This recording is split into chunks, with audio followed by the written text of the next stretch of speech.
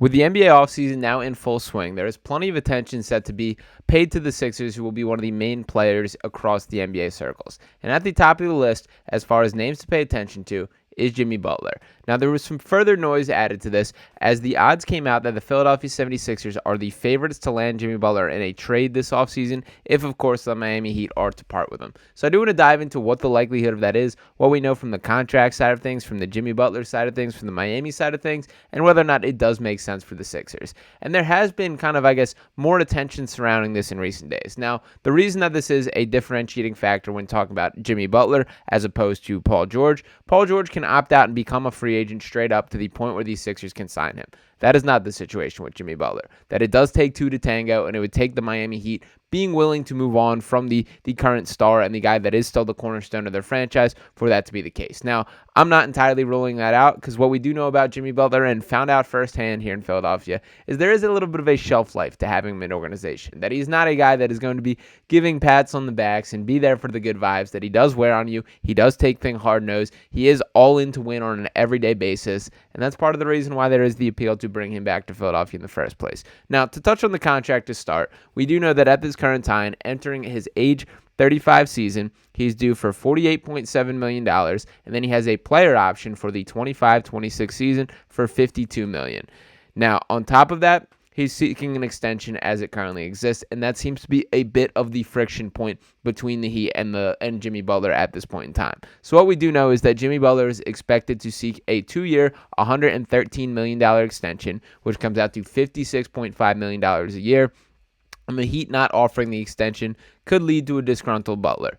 Jimmy is currently set to earn $48 million next season and has 2 years left on his contract, as I'd already pulled that up here, that $45 million for the 23-24 season, $48.7 million for the 24-25 season, and then $52 million on that player option for the 25-26 season there. So Butler can opt out of this contract for ahead of that player option, but of course next year is on the books regardless. Now, there was an interesting quote of Pat Riley during his media availability. Both Daryl Morey and Pat Riley spoke to the media in their offseason pressers at the same time, and Riley was asked a little bit about the Jimmy Butler, the Instagram post that riled people up saying, "Don't let us get one," after the Heat did take down the Celtics in that individual game in the first round. And Riley's quote was, "If you're not on the court playing, you should keep your mouth shut." Now, Riley came in swinging for this press conference. He had another quote on Tyler Hero in which he called it fragile, and it also said that maybe he'll surprise everyone someday and play all 82. It is clear that Riley's a little upset with the lack of availability of a lot of these players on the team. And that's been another point of friction with Jimmy Butler. That there's been reports indicating that that Pat Riley specifically has indicated to Jimmy Butler that they're not willing to commit to him if they can't know his availability on a regular basis. And with all this noise about the 65-game rule, Jimmy Butler has not hit that number once since being down in Miami. In fact, the last time that he did play 65 games in a single season was in that 2018-19 season, in which he spent most of it with the Philadelphia 76ers there. 55 games played with the Sixers, 65 games total, and since that point, 58 games, 52 games, 57 games, 64 games, and 60 games this season.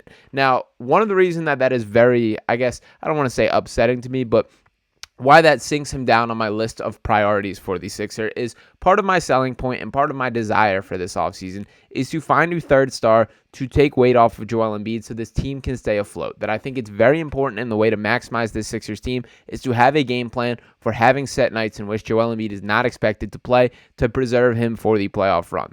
Jimmy Butler is not quite the guy, the Mr. Availability that you can balance with this. He's not Mikal Bridges. He's not one of these young guys, an Iron Man that you know are going to be there on an everyday basis. But what we do know about Jimmy Butler is he does show up when it is time, that he is a playoff riser, and you certainly can make the argument that that is more important, that maybe you buy into the Jimmy Butler mindset of get me a ticket to the dance and I will make things happen from there. That we don't got to worry about this playoff seeding during the regular season, that we're just going to beat whoever's in front of us. And we've seen Butler have success on the playoffs with that exact model, with a less talented team in Miami than would be the case here in Philadelphia.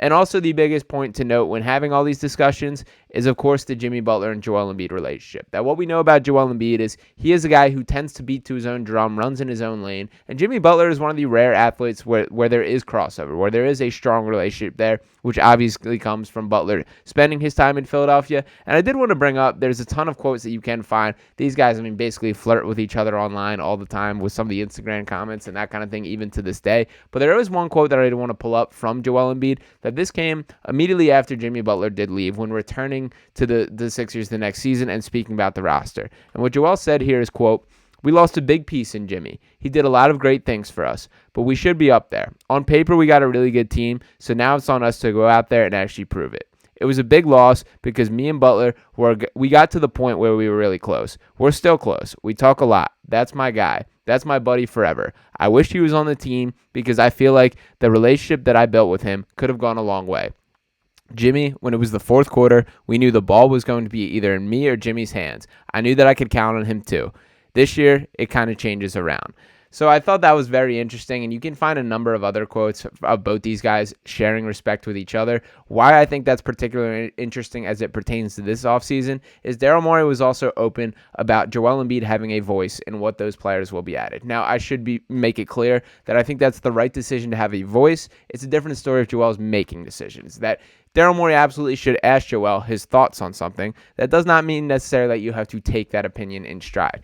I do think if that is the case, that Joel will vouch for Jimmy in a way. And frankly, I do think that Joel specifically and the rest of the franchise is at a different point where they can handle Jimmy, that it was not the case back then. But I also do want to note with that particular conversation that there is a lot lost in revisionist history for the Jimmy Butler experience here in Philadelphia. That the Jimmy Butler that we know to this day was not the Jimmy Butler that spent time in Philadelphia. That leading up to that point, Butler has burned down a bridge in Chicago after spending his first couple seasons there. He just forced his way out of Minnesota, including an altercation in which he took on the entire one team, screaming at Karl Anthony Towns about him not being that guy, how bad the franchise needs him, and why they need to pay him before he was traded to Philadelphia. And in half a season with the Sixers, was not getting along with Ben Simmons, was not getting along with Brett Brown, and there was plenty of red flags there to make the calculus and make the decision that it was not Tobias Harris over Jimmy Butler. The real decision was Ben Simmons over Jimmy Butler. And why Tobias ended up getting paid is because leading up to that year, that 2018-19 season, which of course ended in that Kawhi shot, the bounces, we all remember it crystal clear.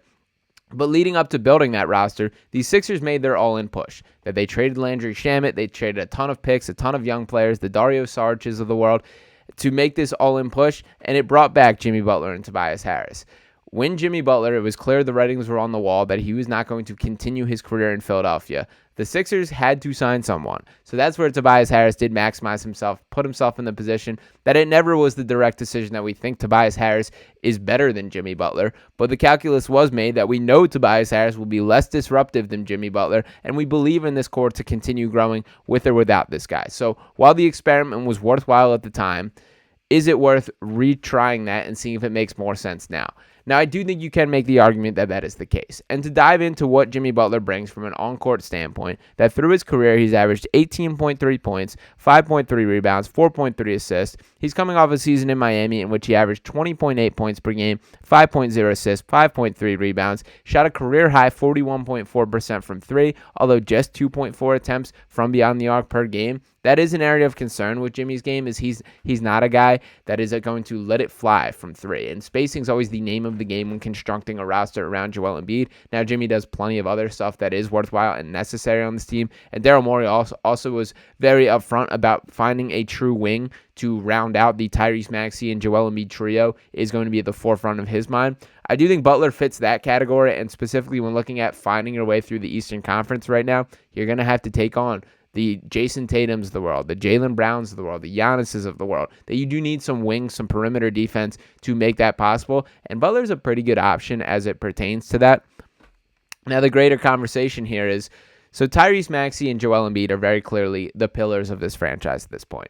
Is Jimmy Butler the guy that brings you over the edge? And what complicates this specific conversation even further, is it worth digging into your pile of assets to go out and get him rather than just straight up signing a guy like Paul George or another name that you want to bring out there? Like when you think of these players, when rounding out this perfect roster, you also have to weigh how much sense it makes from what it takes to get them.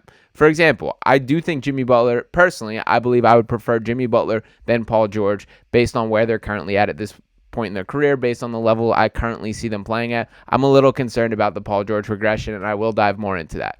However, when you factor in that it's going to take multiple first-round picks and some salary and likely a sign and trade and the complications to even get Jimmy to Philadelphia, is he that much better than Paul George? That's where the conversation gets a little interesting. So I don't know how I fully feel about this. Frankly, I think it's more likely than not that Jimmy continues his career down in Miami, but I do think that we should be reading the tea leaves a little bit over these next couple weeks. If Jimmy is in burn the world in that frame of mind that he wants out of Miami and he's willing to go whatever lengths to get there, Philadelphia should be firmly aware of that. I expect Daryl Morey to be working the phones heavily. I expect that situation to have to play itself out before he could even become available. But I certainly would keep the door open at least a little bit with the concept of Jimmy Butler rejoining that team, because I do think he could be a difference maker to push this team in the way that it is necessary. I think Joel Embiid is more ready for the leadership style at Jimmy Butler that he was not quite in the first way. I think Tyrese Maxey would welcome it, that he is a guy that seems to respond well to tough love. And Jimmy Butler is a different version of himself than was the case during the first go-round. So he's seen areas of success, seen the capability to drag a franchise in a way that he did not have that experience during his first go-round in Philadelphia. So ultimately, still a lot more questions than answers as it pertains to how things will play out from here. But Jimmy Butler has certainly become a name to keep an eye on at this point in time in regards to what the Sixers' future plans are. So let me know what you guys think in the comments. Would you welcome a Jimmy Butler reunion?